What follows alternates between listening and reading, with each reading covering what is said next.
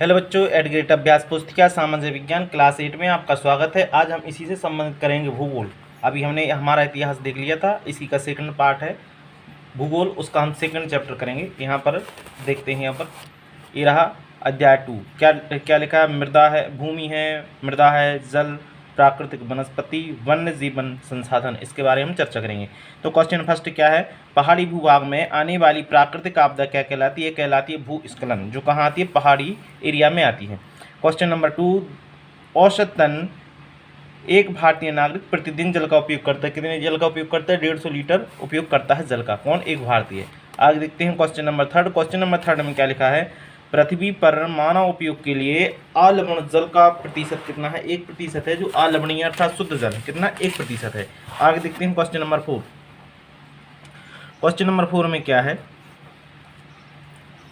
थोड़ा सा कैमरा को, हाँ, क्वेश्चन नंबर 4 है, वनों का संरक्षण क्यों आवश्यक है? तो आंसर हो जाएगा ए बी डी, मतलब ए बी और डी। तो वन वर्षा के स्तर को बढ़ाने में सहायता करते हैं, वन मृदा के क्षरण को रोकते हैं, साथ ही साथ पर्यावरण को प्रदूषण होने से बचाते हैं, सहायता करते हैं। क्वेश्चन नंबर 4 का आंसर हो जाएगा आपका कौन सा? डी वाला। Question number 5। क्वेश्चन नंबर 5 में क्या लिखा है? Question number 5। क्वेश्चन नंबर 5 में भूमि संसाधन की कमी का मुख्य कारण क्या है? तो आंसर हो जाएगा बढ़ती हुई जनसंख्या।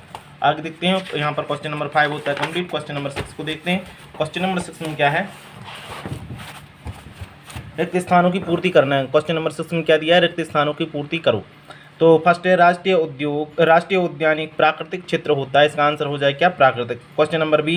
क्वेश्चन नंबर बी में क्या है? खनिजों और जैव पदार्थों का सही मिश्रण मृदा को उपजाऊ बनाता है। क्वेश्चन नंबर सी।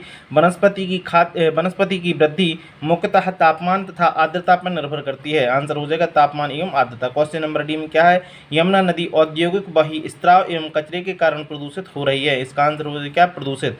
क्वेश्चन नंबर ई में क्या है? जीव जंतुओं का शिकार करना अपराध है। Question number 7। क्वेश्चन नंबर 7 में क्या है? भूमि का उपयोग किन किन कार्यों के लिए किया जाता है, आंसर बताना। तो आंसर हो जाएगा भूमि का उपयोग कृषि, वानिकी, खनन, सड़कों तथा उद्योगों की स्थापना आदि में किया जाता है। क्वेश्चन नंबर यहाँ पर क्या आपका 7 होता है कंप्लीट। आगे देखते हैं क्वेश्चन नंबर 8। क्वेश्चन नंबर 8 में क्या है? भूस्खलन से क्या अभिप्राय है? भूस्खलन रोकने के उपाय लिखिए। तो आंसर हो जाएगा भूकंप है, बाढ़ है, ज्वालामुखी है, सेल या मलबा है, या ढाल से गिरने वाली मिट्टी के बृहत संचलन को भूस्खलन कहा जाता है। इसके उपाय क्या क्या हैं? जैसे वनस्पति आवरण में वृद्धि करना, प्रतिधारी दीवार का क्या करना? निर्माण करना। और तीसरा हो जाएगा भूस्खलन प्रभावी क्षेत्रों का मानचित्र बनाकर इसे प्रभावित होने वाले स्थानों को क्या करना? इंगित करना।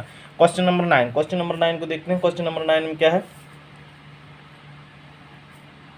क्वेश्चन नंबर 9, मृदा संरक्षण के कोई 4 उपाय बताना। तो आंसर हो जाएगा मानचित्र के अनुसार मृदा संरक्षण किया जा सकता है, और साथ ही साथ वेदिका फार्म द्वारा मृदा अपरदन कम किया जा सकता है। तीसरे में रक्षक मेखलाएं बनाकर मृदा आवरण को बचाया जा सकता है। चट्टान बांध द्वारा मृदा संरक्षण किया जा सकता है। Question number 10। क्वेश्चन नंबर 10 में क्या है? धरातल पर जल कितने रूपों में पाया जाता है? तो आंसर हो जाएगा धरातल पर जल महासागरों में, भौमजल, नदियों तथा झीलों में, पृष्ठीय जल, वायुमंडल में जलवाष्प के रूप में पाया जाता है। Question number 11। क्वेश्चन नंबर 11 में क्या है? विश्व के कौन कौन से प्रदेश जल की कमी की समस्या का सामना कर रहे हैं? तो आंसर हो जाएगा विश्व में कई प्रदेशों में जल की कमी है। अधिकांश अफ्रीका है, पश्चिम एशिया है, दक्षिण एशिया है, दक्षिण एशिया, पश्चिम संयुक्त राज्य अमेरिका के भाग, दक्षिण अमेरिका के भाग तथा संपूर्ण ऑस्ट्रेलिया अलवणीय जल की आपूर्ति का सामना कर रहे हैं। क्वेश्चन नंबर 11 होता है complete. Question number 12। Question number 12 में क्या लिखा है? वनों से होने वाले लाभ को बताना। तो वनों से कौन से लाभ हैं उसको हम यहाँ पर प्रदर्शित करते हैं। तो आंसर हो जाएगा वनों से इमारती लकड़ी, कागज तथा गोंद और रबर प्राप्त होती है। सेकंड क्या है? वन्य प्राणियों को आश्रय और ऑक्सीजन प्रदान करते हैं। वन जो होते हैं, वन मृदा अपरदन को रोकने में सहायक होते हैं। वन भूमिगत जल के संग्रह में क्या करते हैं? सहायता करते हैं। Question number 13। क्वेश्चन नंबर 13 में क्या है? विश्व की वनस्पति को कितने वर्गों में बांटा गया है? तो आंसर हो जाएगा वन भारी वर्षा वाले क्षेत्रों में विशाल वृक्ष उग सकते हैं, वन प्रचुर जल आपूर्ति वाले क्षेत्र में ही पाए जाते हैं। सेकंड हो जाएगा घास स्थल, सामान्य वर्षा वाले क्षेत्रों में छोटे आकार के वृक्ष एवं घास उगती है, इसी का देखना है। थर्ड में क्या है? गुल्म लिखा है, कम वर्षा वाले प्रदेशों में गुल्म उगते हैं। टुंड्रा की बात करें, सिर्फ ध्रुवीय प्रदेशों में टुंड्रा वनस्पति पाई जाती है। यहाँ पर क्वेश्चन नंबर होता है 13 आपका कंप्लीट। आगे देखते हैं क्वेश्चन नंबर 14।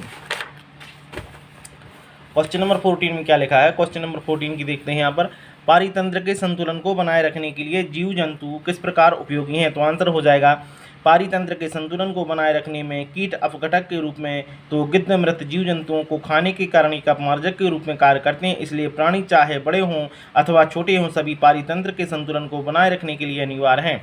यहाँ पर देखते हैं क्वेश्चन नंबर 15। क्वेश्चन नंबर 15 में क्या है, राष्ट्रीय उद्यान व वन्य जीव अभ्यारण्य में अंतर बताइए। राष्ट्रीय उद्यान ये है, वन्य जीव अभ्यारण्य है। राष्ट्रीय उद्यान में मानव गतिविधियों की अनुमति नहीं होती है। राष्ट्रीय उद्यान जो होते हैं मानव की जो गतिविधियाँ होती हैं उनकी अनुमति नहीं होती, सीमाएं निश्चित होती हैं तथा परिभाषित होती हैं, साथ ही साथ ज़्यादा सुरक्षित होती है। वन्य जीव अभ्यारण्य की बात करें, वन्य जीव अभ्यारण्य क्या होता है, मानव गतिविधि की अनुमति दी जाती है, सीमाएं निश्चित नहीं होती हैं, ज़्यादा सुरक्षा नहीं होती है। ठीक, यहाँ पर ये क्वेश्चन होता है कंप्लीट। आगे देखते हैं क्वेश्चन नंबर 16।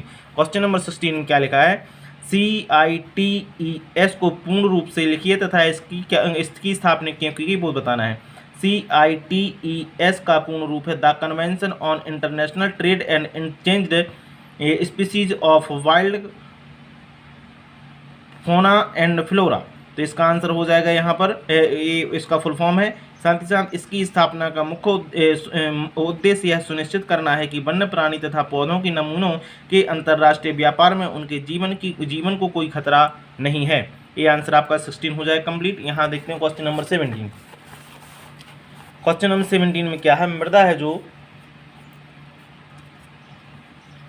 क्वेश्चन नंबर 17 की देखते हैं, मृदा परिच्छेदिका का मानचित्र बनाना है। तो ये है ऊपरी मृदा है, ये है ह्यूमस, ये यहाँ पर उपमृदा है, ये अपक्षय चट्टानी पदार्थ और ये क्या है, जनक चट्टान है। इनको हमें यहाँ पर कंप्लीट करना है, ये चित्र बना लेना आप। ठीक, आगे देखते हैं क्वेश्चन नंबर 18। क्वेश्चन नंबर 18 में क्या है, दिए गए चित्र को ध्यानपूर्वक देखकर दिए गए प्रश्नों के उत्तर लिखना है। तो यहाँ पर देखना उपरोक्त चित्र क्या दर्शाता है। तो यहाँ पर आंसर हो जाएगा वेदिका फार्म दर्शाते। ये वाला कौन सा वेदिका फार्म है, सीढ़ीनुमा आकृति दी हुई है यहाँ पर खेती करने का। ठीक है, दूसरा है यह चित्र किस विधि की कृषि का उदाहरण है। तो आंसर हो जाएगा यह चित्र है जो वेदिका विधि का कृषि का उदाहरण है। क्वेश्चन नंबर 3, यह फार्म किस तरह के स्थानों पर पाए जाती है। यह फार्म जो होते हैं चौड़े समतल सोपान तथा वेदिका तीव्र ढाल पर बनाए जाते हैं। तो यहाँ पर क्वेश्चन ये वाला होता है आपका 18 कंप्लीट। आगे इसी प्रकार के वीडियो प्राप्त करने के लिए मेरे चैनल को शेयर और सब्सक्राइब जरूर करें। बहुत बहुत धन्यवाद।